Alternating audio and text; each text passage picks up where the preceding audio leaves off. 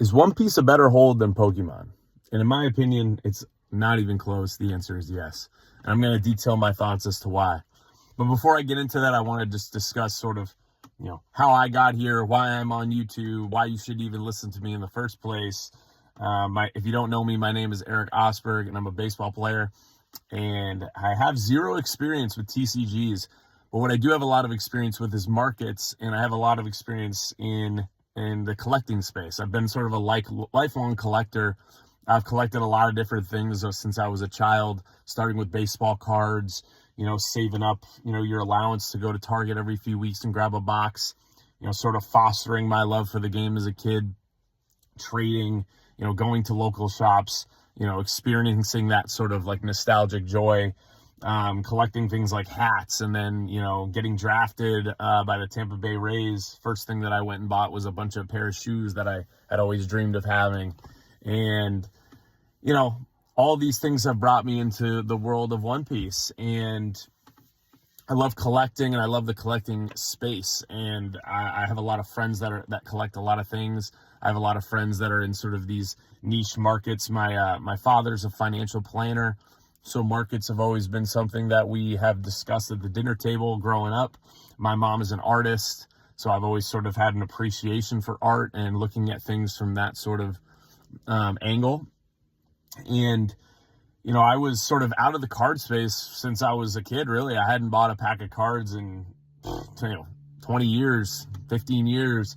And I was killing time at a mall one day, and I went into a card shop just to see what was going on. And I'm looking at the showcase, and the guy's talking to me about the sports cards and the Pokemon cards. And I look at these two cards in the back corner, and I said, hold on, let me see those. And I was referring to the OP01 Zoro Alt Art by Kiragawa, and then I was referring to the Alt Art SEC Yamato. And he pulled these cards out, and I was blown away. Just the detail, I'd never seen a card, without the borders like that, with sort of the foiling and the layers. And it was a thing of beauty, and I sort of felt like I was looking at a modern art piece in my hand. And I bought those two cards right then and there. And then a couple weeks passed, right? OPO2, OPO3, see some OPO4 in a store one day, and I go buy some blisters, and I end up pulling the Trafalgar Law SP, and I was blown away by the gray background and the uniformity of the SPs and the simplicity of the portrait, yet it was so detailed and different. That obviously led us to OPO5, still lightly collecting, ended up, pulling the Uta SP out of some blisters, and I'm holding this card like it's made of diamonds. I've never seen anything with such detail and foiling. I'm like, how did they get this on a card, right? And I'm just enjoying, the cards for what they are.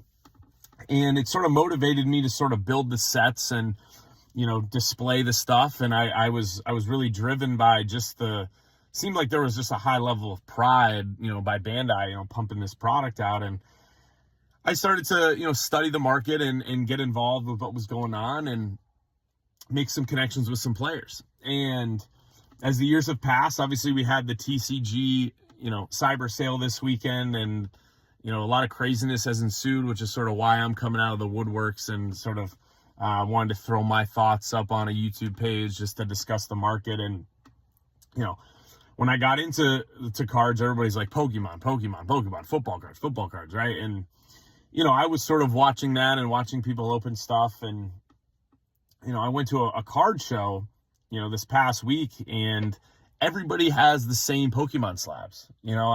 I've discussed this with a lot of my buddies in the One Piece space. Everybody has the Bubble Mew slab. Everybody has the Umbreon slab from Prismatic. Everybody has the Rainbow Charizard slab. And I'm walking around to these tables, and everybody has the exact same thing. But I didn't see any mangas. And I go up to the tables. Oh, you got any One Piece? No, I can't find it. Oh, you got any? I'm buying, Nobody, I go up and I see some SPs. Oh, what do you want on these? Oh, I don't really want to sell them. Kind of want to trade them. Nobody really wants to outwardly sell their One Piece cards right now, and it's a crazy time. And the truth is, there is a massive print discrepancy between these Pokemon sets and One Piece. And this is something that I noticed from the beginning. You know, I was sort of in the community and people were complaining about, oh, I can't find any packs. I want to open packs. And I totally understand that because opening packs is fun and it's entertainment. But for me, I love the fact that One Piece is difficult to find because it felt like an event. It felt like I had really earned it every time that I found it, whether that was maybe in a shop here or there or, you know, digging online and creating relationships and working with a seller. I enjoyed the hunt of trying to find One Piece packs, boxes, and singles. And with Pokemon, you know, obviously we've had all of the restock drama over the past couple weeks and whatnot drama, and it just feels so shilled and overprinted, and it feels like we are passing the bag around. And I'm not saying that One Piece is bulletproof and One Piece is different than anything else. And there's risk in investing in collectibles in general. But the difference between Pokemon and One Piece is for every 5 Umbreons, there's 1 manga. And, you know, you go look at some of the pop counts, and I bring up the Umbreon, you know, from Evolving Skies as an example. I think the card population of that is over 20,000. And I've seen it at tons of shops across the country in my baseball travels. And I kind of think to myself, so why would I buy this? You know, like, I see it this week. I see it again next week. Why would I buy it, right? I love this scarcity. And I think we're at a point with One Piece where we're at the end of the beginning, right? When you think about buying up One Piece, there's enough variations now. There's enough different sets of SPs for somebody to feel like, you know, it's too much for me to collect, but it's also attainable to build some of these SP sets and to buy the mangas and, you know, finish the OP01 master set, right? I think that we're at a point where, you know, because we're at the end of the beginning, there's enough flavor for different people to jump in at different rarity tiers. And, you know, I think this is an inflection point where maybe we're going to see Bandai print more and we're going to see some of, you know, notice some changes in the print runs and sort of the downflow effects of the sets going into 2026 with the Synchronized World release. And I think it's going to be very interesting. And I'm sort of coming on here I'd love to have a discussion with everybody in the community. You know, I'm really grossed out by Pokemon. I was grossed out when it was really booming in 2023, 2024, and especially in 2025. And really, you know, what's pulling in a guy like me, right? Somebody that was not in cards at all, who sees a One Piece card, is impressed by the quality and the art.